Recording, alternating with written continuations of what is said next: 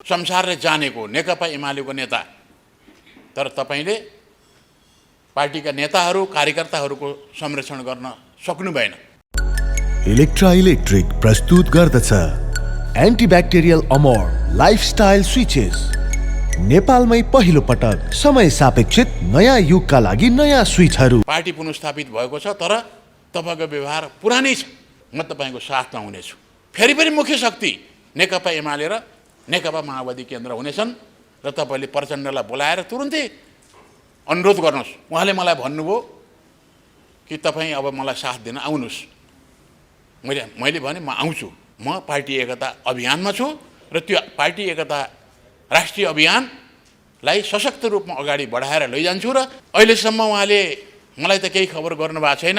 एउटा अवरोध कमरेड केपी ओलीले, अध्यक्ष कमरेड केपी ओलीले हटाउन तयार हुनुपर्छ। हामीले त्यसलाई रोक्ने कोसिस गर्यौं र अब हामी त्यस्तो गर्ने छैनौँ। अनि ती घटनाहरूमा हाम्रो के दृष्टिकोण रह्यो, हामीले त्यसमा कस्तो भूमिका निर्वाह गर्यौं र एकता अभियानका निम्ति हामीले जुन काम सुरु गरेका थियौं ती कति प्रभावकारी भए भनेर भन्ने सम्बन्धमा हामीले यो आज संक्षिप्त प्रतिवेदन प्रस्तावहरूको सम्बन्धमा प्रस्तुत गरिसकेका छौं। एकता अभियानका कामहरू अत्यन्त सफल छन् भन्ने मलाई लागेको छ। प्रधानमन्त्रीले प्रतिनिधि सभा भङ्ग गर्ने काम र प्रधानमन्त्रीका विरुद्ध अविश्वासको प्रस्ताव प्रस्तुत गर्ने घटनाबाट यतातिर विचार गर्दाखेरि यो दुईटा पक्षमा रहेकाहरूको बीचमा कुनै व्यक्ति त्यस्तो थिएन जसले दुईटाका बीचमा विचार आदान प्रदान गर्न सकियोस्। तर हामीले यो एकता अभियान सुरु गरेपछि हामी नै हौं दुई थरीका विचारहरू सुन्ने र दुवै थरीलाई फेरि एकतामा ल्याउन सकिन्छ कि भनेर उहाँहरूसित प्रयत्न गर्ने। पछि प्रतिनिधि सभा पुनर्स्थापन भयो। प्रतिनिधि सभा पुनर्स्थापन भएपछि पनि हाम्रो बीचमा विभाजित भएका दुईटा समूहको बीचमा एकताका निम्ति हामीले प्रयत्न गर्यौं, तर हामी सफल हुन सकेनौं। तर पनि त्यसबेला कुनै शक्ति, कुनै व्यक्ति थिएन दुईटा समूहका बीच विचार आदान प्रदानका निम्ति सहमत गराउने, दूतको रूपमा यता र उता विचारहरू पुर्याउने र एकताको निम्ति प्रयत्न गर्ने काम हामी बाहेक कोही थिएन। र पछि अघि हरि कमरेडले भनिसक्नु भएको छ, 3 वर्ष पहिले ऋषि कटेल कमरेडले मुद्दा हाल्नुभएको थियो। त्यो रिट निवेदनमाथि 3 वर्षपछि सुनवाई सुरु भयो र त्यसले सर्वोच्च अदालतको त्यो इजलासले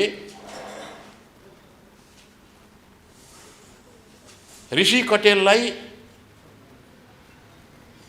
नेपाल कम्युनिस्ट पार्टी नेकपा भन्ने नाम प्रदान गर्दै नेपाल कम्युनिस्ट पार्टी नेकपा पहिले नै 75 साल जेठ 3 गते स्थापित भएको थियो, त्यो नाम त्यसबाट खोसिदियो। अब फेरि के हो नि भन्ने सम्बन्धमा त्यसले कुनै निर्णय दिन सकेन। तर दुईटा पार्टीलाई विभाजित गरिदियो र पुनर्स्थापित गर्यो। नेपाल कम्युनिस्ट पार्टी नेकपालाई विभाजित गरेर 75 जेठ 2 गतेको अवस्थामा पुर्याइदियो। नेपाल कम्युनिस्ट पार्टी एमाले र नेपाल कम्युनिस्ट पार्टी माओवादी केन्द्रको रूपमा पुनर्स्थापित भए। त्यसपछि नयाँ अवस्था सिर्जना भयो। दुईटा पार्टी पुनर्स्थापित भएपछि सहज रूपमा अगाडि बढ्नेछ, हामीले एउटा एकताको माहौल सिर्जना गर्नेछौँ र त्यो पुनर्मिलनको रूपमा खुसियालीको दिन हुनेछ। एकअर्कासित अङ्गमाल गर्दै संसारको अगाडि, नेपाली जनताको अगाडि अब हामी एकताबद्ध भएर अगाडि बढ्यौँ भन्दै उहाँहरूले मुट्ठी कसेर फेरि अर्को सङ्कल्प गर्नुहुनेछ भन्ने एकता अभियानका हामीहरूले ठानेका थियौँ। तर त्यस्तो देखिएन। नेकपा माओवादी केन्द्रभित्र कुनै समस्या थिएन,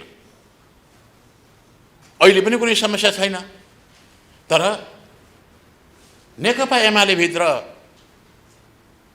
पहिले त्यस्तो समस्या नभए पनि अन्तर्विरोधहरू थिए, समूहबद्धता थिए र अहिले झन् जटिल रूपमा ती समस्याहरू प्रकट भए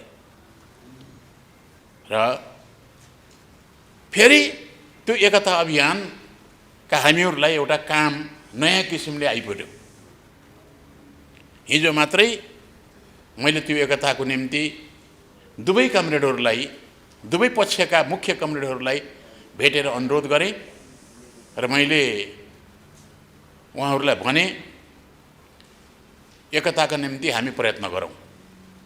खास गरिकन मैले हिजो बिहान प्रधानमन्त्री कमरेड केपी ओलीलाई भेटेर तपाईले प्रयत्न गर्नुपर्ने हो, तपाईको प्रयत्न उचित भएन, किनभने पार्टी पुनर्स्थापित हुनुको अर्थ नेकपा एमाले 75 साल जेठ 2 गतेको अवस्थामा पुग्यो। त्यसबेलाको विधान पुनर्स्थापित भएको छ, त्यसबेलाको केन्द्रीय कमिटी पुनर्स्थापित भएको छ, त्यो केन्द्रीय कमिटीले बनाएको पोलिट ब्युरो पुनर्स्थापित भएको छ, त्यो केन्द्रीय कमिटीले बनाएको स्थायी कमिटी पनि पुनर्स्थापित भएको छ र महाधिवेशनले पदाधिकारीहरू बहुपदीय प्रणालीमा जाने निर्णय गरेको थियो र त्यसमा बहुपदीय कमरेडहरू पनि हुन्थ्यो एउटा एउटा पदमा। त्यो पनि जस्ताको तस्तै पुनर्स्थापित भएका छन्। तर तपाईले अस्ति मात्रै एउटा आफ्नो पक्षमा रहेका केन्द्रीय कमिटीका सदस्यहरूको निर्णय गरेर विभिन्न निर्णयहरू गर्नुभयो। पार्टीको विधानलाई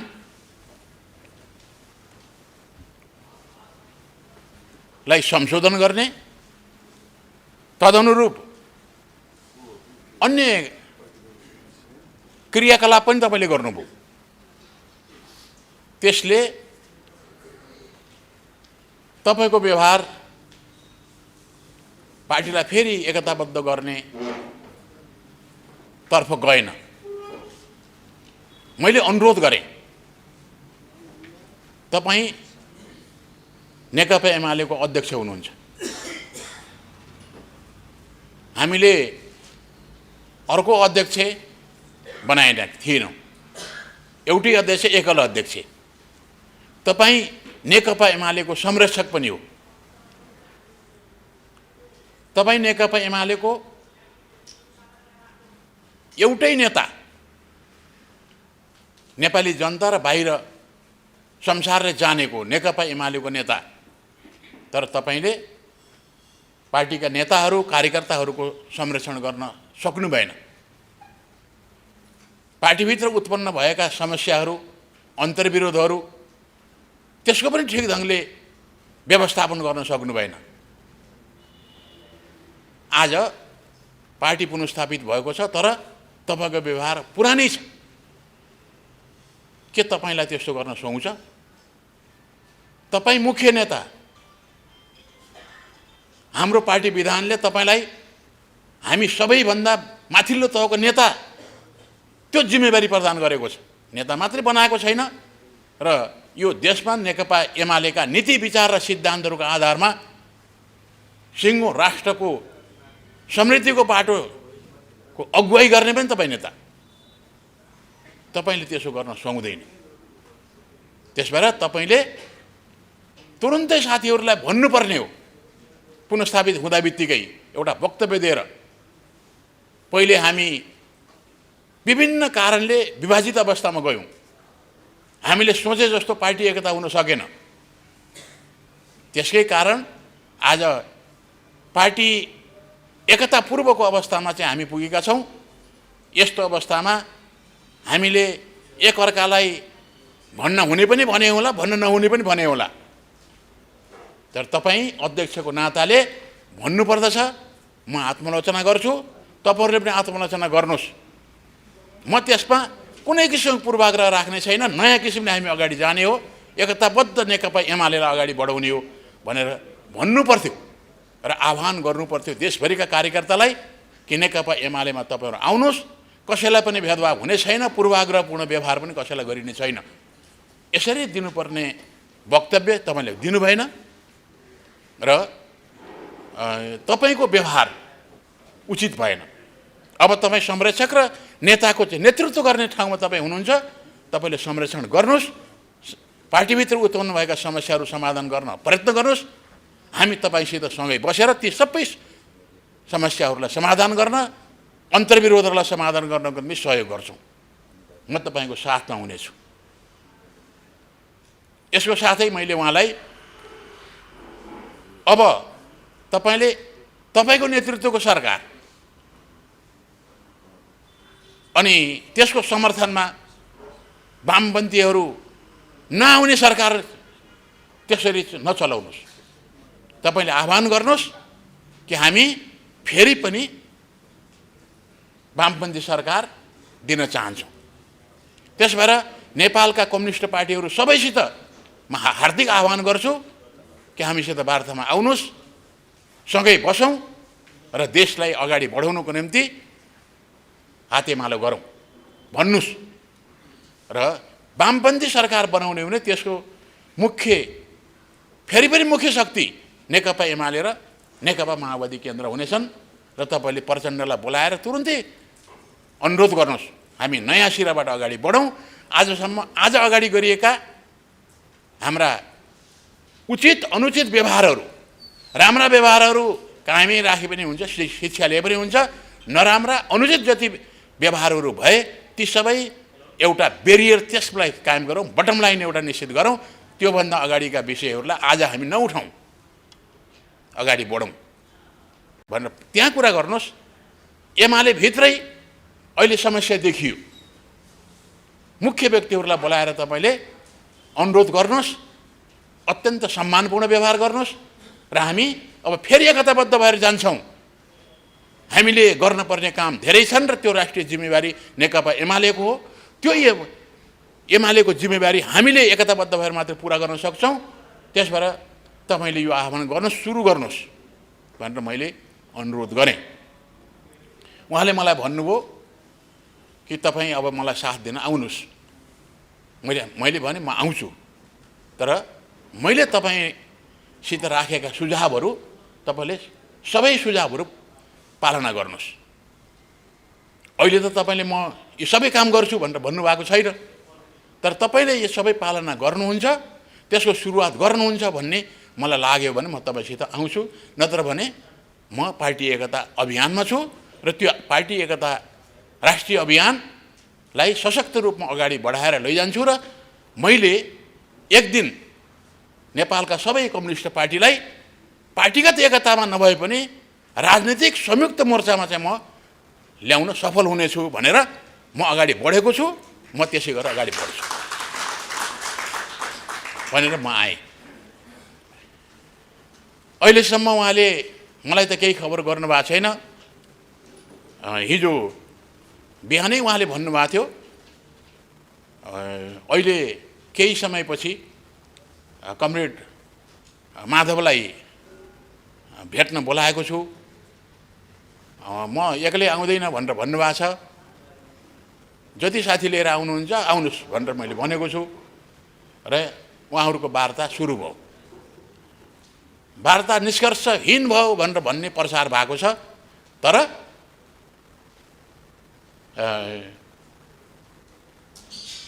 नेपाल कम्युनिस्ट पार्टी नेकपाको रूपमा हामी हुँदा सुरु भए अन्तर्विरोध सुरु भएर अलग अलग किसिमले अगाडि बढेपछिको पहिलो भेट हो उहाँहरूको। अहिले भर्खरै निष्कर्षहीन भन्न सकिँदैन, तर प्रयत्न सुरु भएको छ।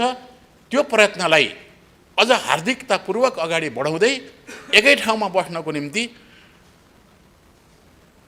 कमरेड केपी ओलीले प्रयत्न गर्नुहुनेछ र एकता अभियानका हामी सबै साथीहरू त्यो उहाँको प्रयत्नलाई सफल बनाउनको निम्ति हामीले सहयोग गर्नेछौँ।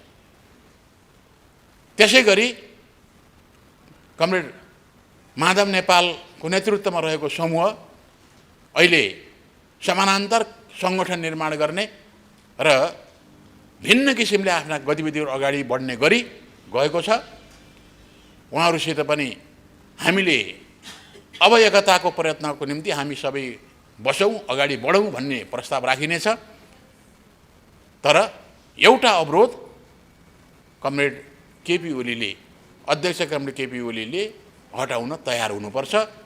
त्यो अस्ति मात्रै